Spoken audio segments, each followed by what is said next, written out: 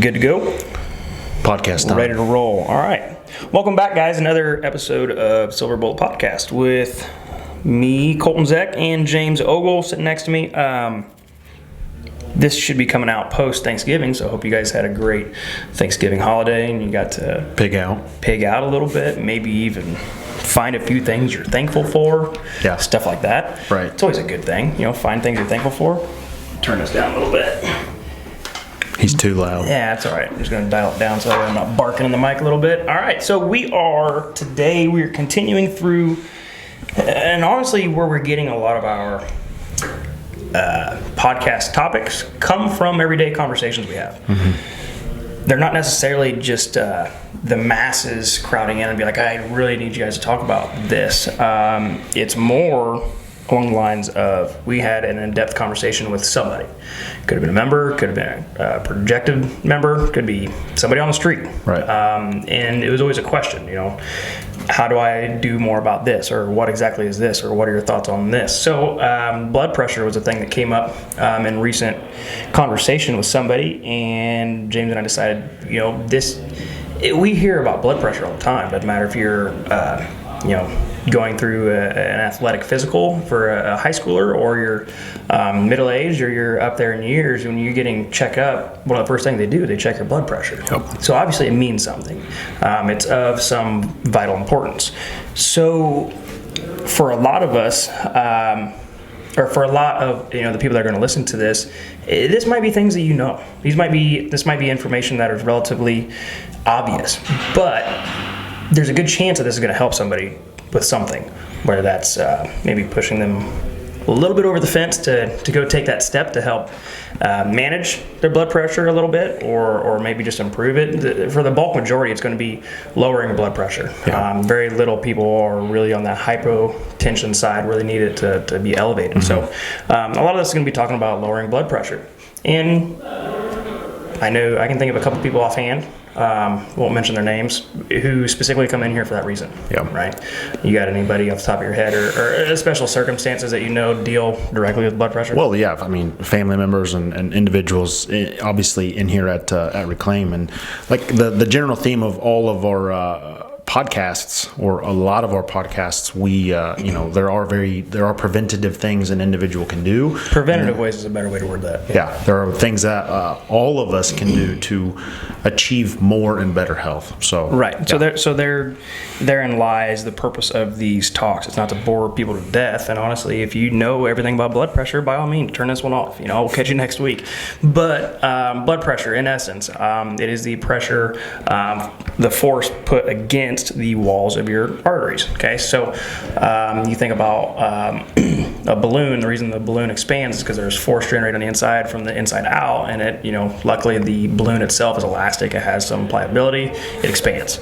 Your blood vessels are very similar, and you rate the force production against them in millimeters of mercury, I think. That's not really that big of a deal for you, but when they give you a number, that's how they are rating it. Okay, it's not like PSI for a tire. You know what I'm saying? So essentially, for most people, and especially here in America, hypertension is one of the biggest metabolic issues that we deal with. I think it's 1 in 3. 1 in 3? Yeah.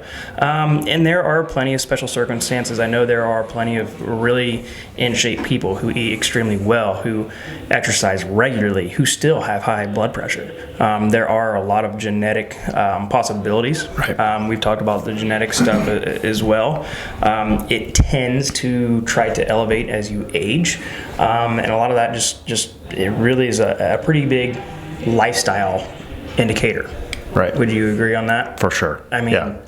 There's not a whole lot of one specific thing that you do over and over again that says, okay, you're going to develop high blood pressure. It's more or less, this is what you don't do, and this is why you will have high blood pressure. If you think about it in the most we'll talk about that in a second. Basic way, if it's difficult for your heart, an organ, a muscle, the most important organ, right, to pump blood effectively throughout the body, there's probably going to be some issues. Yes, for sure. So when we're talking about hypertension or high blood pressure, the main The main things that are associated with hypertension would be a sedentary lifestyle, not being very active. Okay, and what is considered not very active?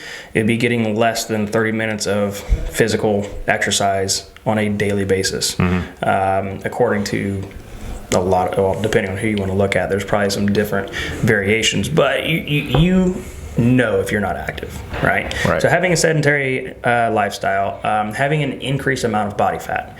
You might not think this one really plays because this is about the heart and pumping blood through the arteries, but if you think about it, if there is more of you, of which blood nutrients has to flow through, it makes the heart have to work harder. Okay, so the less of you there is, the easier the heart has to work. And increased body fat is one thing. If we put on anything easily, it's body fat, not muscle mass, right? Total rabbit hole right here. Already? I saw that Arnold Schwarzenegger, like not too long ago, had heart surgery, and just when I saw the note, I was like, is that due to his previous lifestyle, bodybuilding, excessive muscle mass? So again, that's interesting. Yeah. Having more weight, like he said, alluded to, probably is partying he did after he won Arnold or Mr. Olympia will cause the heart to has to work harder. So yeah, good point. Right. So there's that, and then the one that is really big that I think a lot of people either don't know or don't think of, it's having very nutrient-less. No nutrient-dense food, and primarily foods that are highly processed, high in sodium, salt, poor fat, and just the abundant amount of preservatives in food. Okay. So what's your take on this? Is something I wanted to talk about specifically with this podcast: sodium, salt.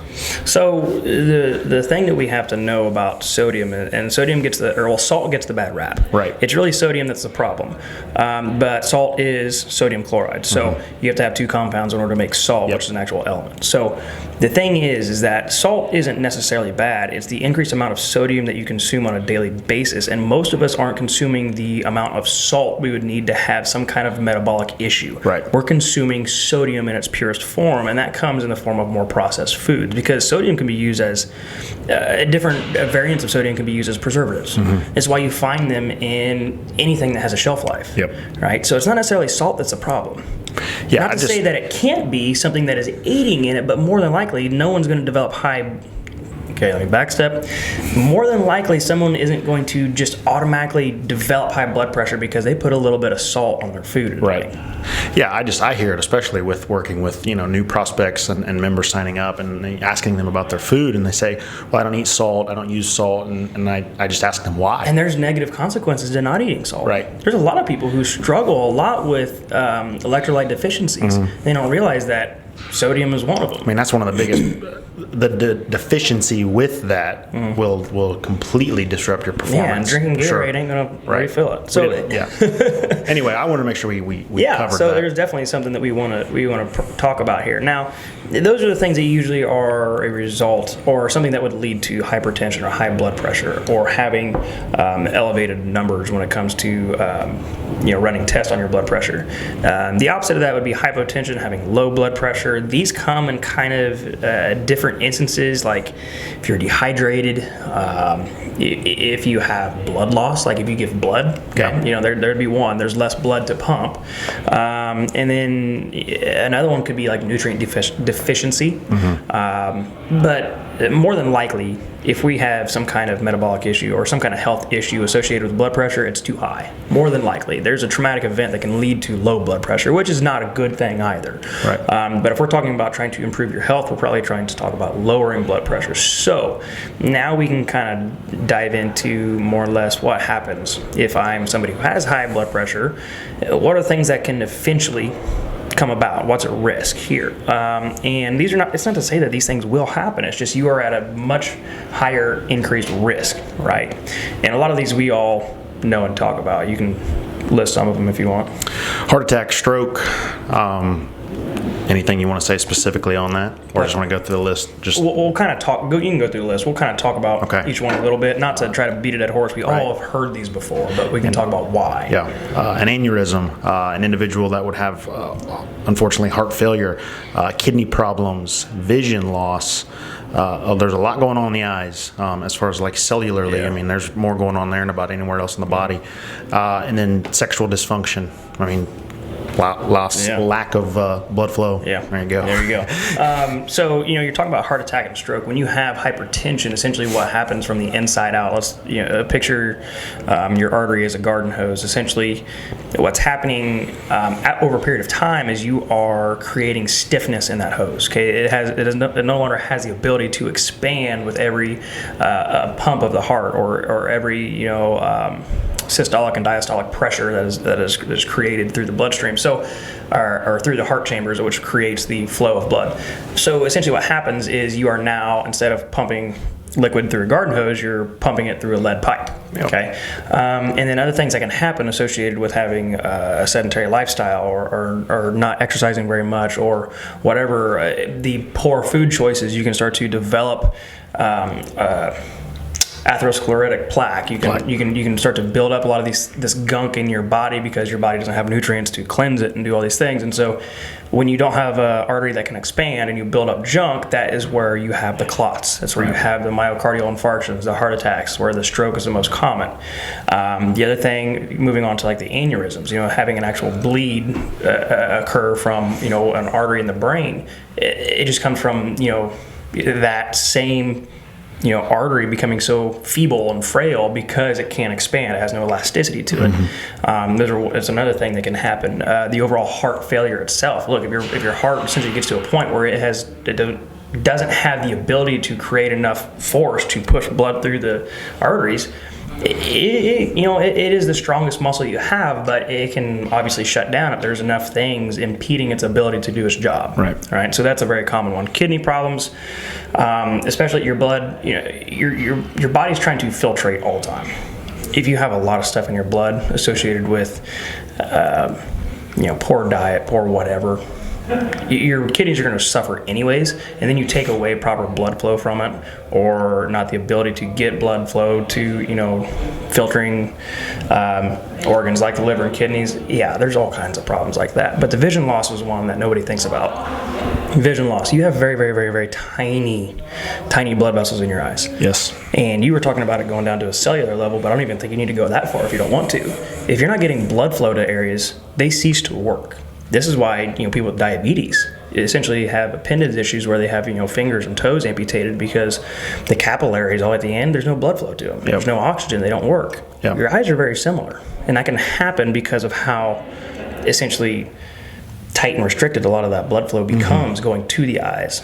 And this is something that I think a lot of people aren't told. We talked about it all the time in school. And I've just never heard anybody who's like, oh, my doctor said I have high blood pressure. They just warned me about heart attack and stroke. They never said, hey, you could lose your vision, or it could be severely compromised, in the near future. I thought that was kind of an interesting one. Yeah, for sure. So the sexual dysfunction, I don't think we have to go down the rabbit hole in that. You don't have blood flow. That's a problem. Okay. So hypertension, there's plenty of things that are possibilities. Not to say they're going to happen, but more than likely, if you went to a doctor, you got a checkup, and he said, hey, you have high blood pressure, we need to monitor this for a little bit. Hopefully he says we're going to monitor it and make some adjustments before we just throw you on some type of medication. But in the instance that you are on medication or you are trying to make a improvement to this, there are things we can do, because probably the number one side effect that was mentioned to you was heart attack or stroke, especially if you have a family history. Right.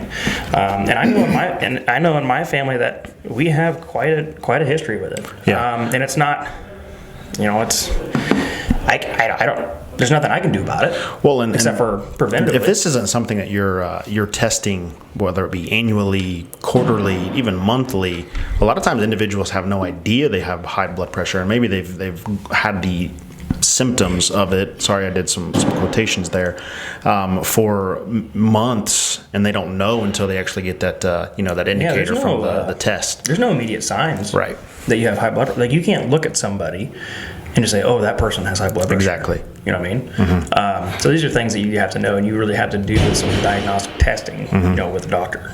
Or there's ways you can test your blood pressure at home, especially if you know how to read a stethoscope and know how to do it and perform it. But or a blood pressure cuff or anything of that sort. Right. So that's what I meant to say, not read a stethoscope. God. Anyways, so there are ways to check that, but it's, like you said, there's not something you're just going to know right off the bat. But like we said above, most people who have high blood pressure are essentially more sedentary than they should be. They hold on to excess body fat, and they consume a very nutrient-less diet. Right. Yeah, there are things that they can do for other areas of their health, and it just will indirectly help out, everything. So for sure. So now we've kind of covered the doom and gloom aspect of this. Okay, so we understand that it's a severe thing we should pay attention to, much like managing blood sugar, like we talked about in the last 2 episodes. And now what do we do? Okay, well, most people understand, they know that exercise helps that, but essentially, what kind of exercise? How long? What can I expect to happen? What is safe? What isn't? All those questions are essentially what comes to mind. So we could go down the physiological rabbit hole of how your blood pressure can go down by doing training or exercise, but to spare you the horrible boredom that would be, we're going to cover a couple of those things. So these are the follow-up questions that we get. Right. So first thing with hypertension, and if you're talking with somebody, as far as like, James, I have high blood pressure, doctor says I need to do something, where's the first step? What do I do? We need to start moving, but move the body in a way that is going to help you with life. So, if someone comes in and they literally they struggle getting up and down from the couch, let's do movement that allows you to be in an upright position and then begin walking again. Right. That's the thing. We have to be able, and we are, to help individuals with what's going to make sense for them and where they're at. Yeah, and it's a good point, because that's why we have one-on-one conversations with people, and we don't just throw them into a class. It's like, how could powerlifting possibly help you walk out to the mailbox when you can't even put on your shoes right now? Right. You know what I mean? It's like, that was a horrible analogy, but it's like we got to start where we know you need to start. For sure. For some people, it is literally just learning how to rediscover movement. It is learning how to walk. It's learning how to squat, lunge, press, all those things. If you can't pick up your granddaughter, you probably shouldn't be grabbing weights right now. We need to be able to create that movement mechanic and that pattern. One, because it's going to provide safety, but two, it's going to I'm using air quotes, awaken these large muscle groups that need to be worked. Right. Okay, so when we're doing compound movements like squatting, pressing, pulling, all of those fun things, and whatever this guy outside the window is doing right now. Here's some bumpers. It's more or less a compound movement that uses the most joints, the most muscle groups, muscle units, and creates a need for the most energy. Exactly. That's what we want. Yeah. We want to create a demand of energy, so that way your body has to essentially dive into energy stores or energy demands, whether that's glucose in the blood or maybe it's fatty acid in nearby fat tissue. But we need to demand energy. If we don't demand energy, it doesn't matter. And I can have somebody demand a lot of energy by teaching them how to get up and down off the ground 10 times, than maybe picking up a heavy barbell 2 times. Right. You know what I mean? So if somebody's trying to just learn how to move again, you got to start with the basics. So yes, movement is key first and foremost. If you don't move, that's where we got to start. Yeah. Second thing. I would probably say, and I have a note between the two here, but I would say as far as a hierarchy, you probably have to talk about food next. I don't think that can be the last thing you talk about. The food that you consume dictates a response in the body. Okay, so we have to understand a couple things. One, your body operates off of stress and adaptation. It always will. It doesn't matter what's happening. The reason why there's people at risk for heart attacks and strokes is because there was a stress stimulus, and this is the result that it will eventually come to it if it no longer has the ability to compensate. Right. So we have to create a stress and adaptation to move us farther away from that horrible destination. So if we know that food is the one thing that can control it's one of the biggest stimulants that we put in our body, we have to look and identify the things that are actually causing the biggest negative stressor in the body, right? For people with high blood pressure, that's actually pretty easy.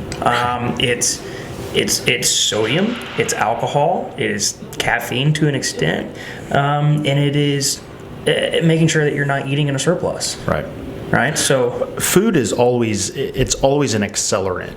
It's either accelerating the body's ability to heal and recover, or it's accelerating your path to continually have more stress and potentially dysfunction. That's why I kind of mentioned like the destination we don't want to get to and we want to go back the other way. It's kind of like a continuum, maybe not. Makes sense in my head. There's not like a middle ground. You're either eating things to promote life and recovery, or you're eating things that literally are trying to killing you. Yeah, I've always seen the memes that was like, you're either eating for health or you're eating for your death or something like that. It's like, ooh, okay. But it holds true. So there's things to limit when we're talking about food. And usually that's a thing about, managing or trying to lower blood pressure. It's usually limiting things, not necessarily, taking on different foods. Like, you got to eat this ashwagandha root and all this stuff. It's not necessarily that. It's usually limiting things. Right. And the number one thing is going to be sodium. We talked about that a little bit. Stiffens the blood vessels. It doesn't necessarily mean that salt is bad. It means that sodium is bad. Salt is just a component of sodium. It's sodium chloride. So there are multiple things there. If there was a component of this podcast where we fall in line with our silver bullet, it's the whole salt sodium debate. Yeah. Well, you'll think of next time you go to the store, pull out a package of sausage or bacon. There you go, bacon. And look how many times you see sodium as an ingredient. It's not just sodium listed as one of the main ingredients. There are sodium nitrate. That should be a podcast, how to read labels. Oh, it should be. Sodium nitrate, sodium nitrite, sodium benzenate, something like that. Benzoate. Yeah. There's a lot of these different, preservative that it has sodium as a compound that is used to help preserve. Because if you think about it, okay, the whole purpose of salt is to deter water from being on the food itself. So essentially what happens is if you don't have moisture, you don't have the possibility for bacteria. Yeah. All right. And that's why they use it, and especially with bacon, you're trying to cure it. You want to get the water. Attacked sodium isn't like directly, it's not a bad thing, but when it's all you're eating all day long, now it's going to be bad. Problematic. Yeah. So that's one. Look at the sodium, okay? And if you want to, and if you're not sure what has sodium in it, quit buying things that are in a box. That's the easiest way to do it. If it is packaged, don't eat it. If you want to get very specific and you really want to, hit the ground running on a sodium-free diet, you should essentially have to cut it with a knife with every meal. Meaning you got a chunk of meat and you got vegetables that you got to prep yourself. Like if it didn't come in a package, there's a great chance that it doesn't have a whole lot of sodium. For sure. So there's an easy way to go about it. The calories aspect, always making sure you're not eating in a surplus. This goes back to the very first point we made. People who have high blood pressure, who hold on to more weight than their body's frame can handle, usually have hypertension issues. So if we're eating to be in a deficit, okay, and this is just the generic way to talk about weight loss, you have to consume less than your body uses for fuel. That way it puts your body in a deficit and it eventually starts to burn away excess fat stores. You can eat that way. Right. That's allowed. You don't even have to exercise. It is allowed, and it is possible for some people. There's plenty of hiccups down the road, but there's the easiest thing. You can't eat in a surplus at all times and expect your blood pressure to go down. Alcohol. A lot of people don't like this one. Here's something very interesting that you might care to pick up, at least take away from this podcast. Alcohol promotes a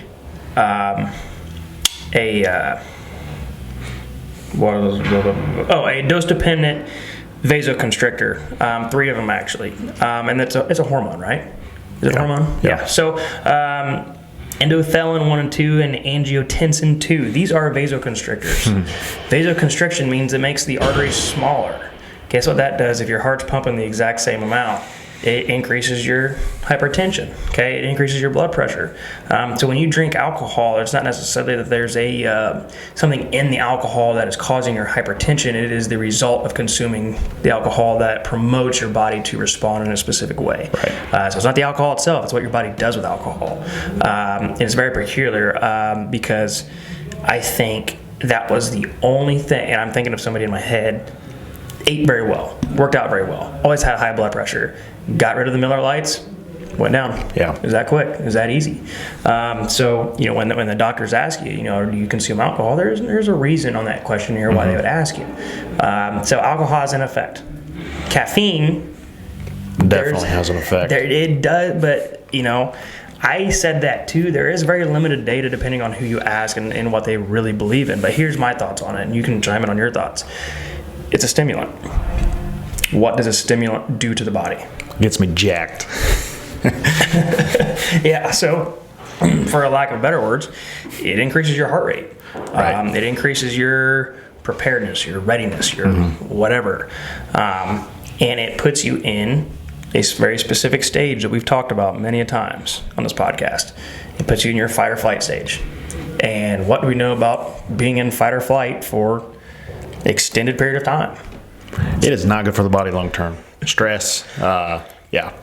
So that's that essentially segues you into the what I think is the third thing you should talk to somebody about when we get ready to talk about, okay, we're going to help you try to lower your blood pressure.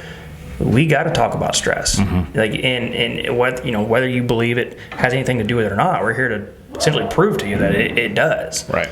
And in today's world, people get a little touchy about stress. Well, like it's something that can be managed, but I think almost like everyone feels like that they should be under like a certain amount of stress. Like if you're not stressed out, like you're not normal. You're not doing anything with your life, right? Or on the flip side of that, like we have the other group, and everyone, you can put yourself in whatever category you want. You should be totally stress-free. Right. Like everything is like you should do everything you can to just avoid stress. I don't think that's healthy. No, you need to have a healthy amount of stress, but it's a conversation that's worth having with the person when they first walk in. Last thing is going to be is essentially assessing this person's lifestyle, life in general, and understanding where stress presents itself on a daily basis with the person. And you and I are both in the agreement or the understanding that there should be a healthy amount of stress in somebody's life for it to be beneficial. I don't think you should be 100% stress-free, but I also don't think you can physically dwell in a state of overstress. Right. And expect exercise to help. Okay. It's going to make it worse. We've seen it. So there's a healthy balance, we think, and it does differ for most people. Usually you can tell based on different components like biofeedback and anxiety and mood and all those things. But when somebody's coming in talking to us about stress, what's the usual thing that you hear as far as this component of my life creates the most stress, and how do we work with that? Something I've heard you say a lot. Individuals need to know what they can and can't control. We talk about that all the time with our clients. If you're constantly getting stressed out over things that you can't control, let's say like the election,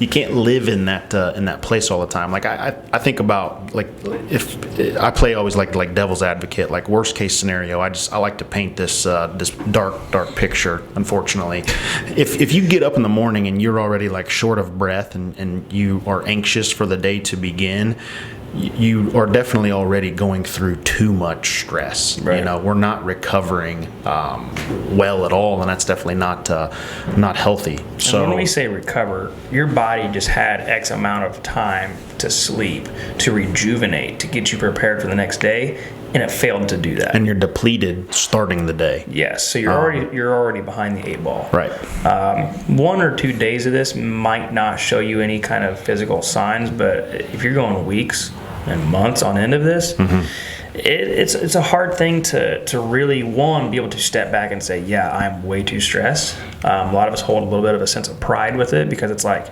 you need to be stressed, otherwise, like we mentioned earlier, if you're not stressed, you're not doing anything with your life. Like I don't believe that to be true. Right. I'm not to say I'm stress free. I'm not, but I think I've gotten a heck of a lot better at managing my stress. And the reason why this is important when it comes to blood pressure is stress essentially puts you in that fight or flight stage again, because we know from the type of food we eat, to the type of exercise we do, to the type of mindset we carry with us throughout the day, we can put ourselves subconsciously in this fight or flight phase, and we shouldn't be there. Yep. When the body should be in its rest and digest. It should be relaxing a little bit. There's no need for us to be constantly burning carbohydrates because our heart rate is so high because we're anxious about something that's going to happen, or we're really ticked off about something that just happened a little bit ago, or we're forecasting what's going to happen throughout the week. Like, that's a problem. You're putting your body in a disadvantage, because when a situation where your body really needs that fight or flight stage comes up and it doesn't work as well, right? That, really, it could be the matter of life and death. Definitely. You have no idea. But so now we got to figure out, okay, so this person, maybe they have, the number one place that I hear people who have major stress comes from work. It's usually work related. That's the thing. And this is a really difficult one to navigate around, because there's a lot of people who are like, I love what I do, I hate who I work with. And what I do isn't available in other areas. It's the only place that I can do it. That is a really, really, really hard conversation to have. Right. So instead, you got to think about, okay, how am I going to mitigate the effects of my stress throughout the day, and how can I make sure that I'm not adding to the stress on my own? Once again, it's controlling the controllables, right? But the end goal here is, if I can manage stress, I can get my body to chill out more often. I can get it to lower the heart rate, lower the blood pressure, lower my sensitivity to everything, and just kind of decompress. And when you do that, the body's in more of a relaxed state. The heart doesn't have to work as hard. Your body has a chance to heal. Yeah. When that happens, there's amazing things that can happen when it comes to blood pressure. Like, and think about this. I don't know if you've ever had somebody tell you, like, I need you to take 10 deep breaths and see what it does to your heart rate and how that lowers.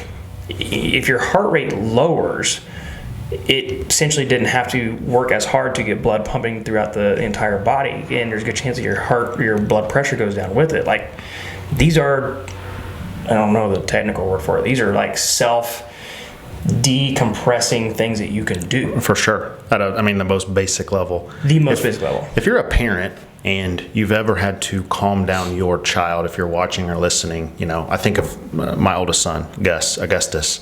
He is a very intense little guy. I love it. But I can see him. He gets so worked up in a situation, and that's what what we have to do. Like, I got to go over and do what I can to calm him down. And I was thinking, repeatedly doing this, I'm like, that's how adults act. That's how I act sometimes. Absolutely. Emotionally in a situation, and then you can literally see what's going on internally with the body. So flip your lid and you don't know how to react. Right. So, when somebody comes in and we're talking to them, we talk about, how to essentially get the body back in motion. Okay, we got to get you moving again. When we create movement, we create the ability for the body to demand energy. When we demand energy, hopefully we're going to get to the point where we can eat in a deficit, we can lose a little body weight, the heart doesn't have to work as hard, blood pressure goes down. We limit the amount of sodium we consume, we manage our stress, we do a lot of those things where the body has the ability to chill. It has nutrients it needs to heal. The heart doesn't have to work as hard. It's all about how to get the heart to not work as hard, because whether or not you know it, whatever your state of living is, your heart's having to work too hard. For sure. And that's essentially what's causing a lot of our problems here. So, this is one of those podcasts, guys, where it is kind of simple information, but it could be beneficial for people. And I think that the food aspect of it, sodium being the biggest, scapegoat with the whole thing here. We can blame it all on sodium, but there's a lot of other components to it that could cause, travesty later on. If you're going to continue to eat sedentary food and you're going to live a really high stress lifestyle, we can still be in the exact same waters. Take a bunch of stimulants and then drink alcohol at night to go to sleep. Right. Yeah, you can have a lot of you have a lot of issues on there. Now, regardless of wherever you're at, and especially if you are somebody who's on the fit side and you've been dealing with blood pressure for a while, there are a lot of certain circumstances that are out of your control. Continue to control the ones that you know you can. So if you know, and we've worked with people like this, and they've had some improvements on it. It's going back to what are the things that I know that I have my own control on, that I can put my own thought process in, and I can control my own body's reaction to. And it might not be the reaction that you want it to have, but you can control it nonetheless. Right. If you can focus on those things, you're still giving your body better time to be out of that fight or flight stimulus. You get it to chill down. The heart doesn't have to work as hard. Right. So that's the biggest thing about this podcast, was to give you guys information and try to figure out, maybe you can pick up a couple pieces here and be like, yeah, I know I need to move more. Doesn't matter what your movement is. You want to lift weights, go lift weights. You want to take a walk, go take a walk. But do it often, and do it to the point where your body has to create an adaptation response from it. Yeah, well, and like we mentioned, I have a little bit of a unique perspective to bring to this. Just my roles changed with the business, obviously, thanks to COVID here. But being able to work with a lot of newer individuals coming in and having the ability to sign them up, I'm going to brag on us a little bit. We do a phenomenal job of having a pretty good thorough intake initially and doing an evaluation, and then putting them in a more of a prescriptive place where they can recover. If you just walk into a facility or you sign up for this online program or whatever, and it's lose 20 pounds as soon as possible, or just intensity, it's not going to be effective long term. No, well, and that's the biggest thing that you said, long term. Because if you're younger, if you're in your 20s, 30s, you can probably handle intensity, you can handle all these things. Your body, your mind, your muscles, your ability to rejuvenate is very fresh. Right. And it can handle it for a while. If you're in your 40s, 50s, 60s, and the thought process is, I need to do these crazy workouts because that's what the Instagram said. That's what Instagram said. And you're also, on top of that, of some kind of health issue, whether that's high blood pressure or something, it's probably not going to be the answer. Right. Because at the end of the day, your ability to recover becomes harder and harder and harder as you age. And if you don't recover, you don't progress. Right. Yeah. If you want, we talk about it all the time. You want performance, you want fitness, you have to obviously do some work, but the body has to be able to recover, to acquire health, to be able to push more. Yeah, we start developing recovery plans for specific programs. That's when you really know that you're serious about seeing progress. Right. So, well, good. Anything else you want to add to the blood pressure side of things? If you guys are out there listening, you have high blood pressure, and you're not already a member of Reclaim, by all means, reach out to us. We'd love to talk to you about it. Next podcast, I cannot remember exactly what we were covering. I think we have more Q&A stuff that we can get to at some point. We are going to end the year on a podcast to set you guys up, hopefully, with a little bit of a challenge, a way to think about 2021. How are we going to become a better person? How are we going to maybe achieve the goals that we weren't able to in 2020 because of COVID or because of work, lifestyle, whatever. So we're going to cover a lot of those points as we move in through December. I don't think I have any more to add after that. So appreciate you guys listening, as always. James, thanks for hopping on and giving me your 2 cents. Anything? Boom. My brain is gone to mush. He's ready to eat. Yeah, absolutely. All right, guys, thanks for tuning in. This is the Sober Bullet Podcast.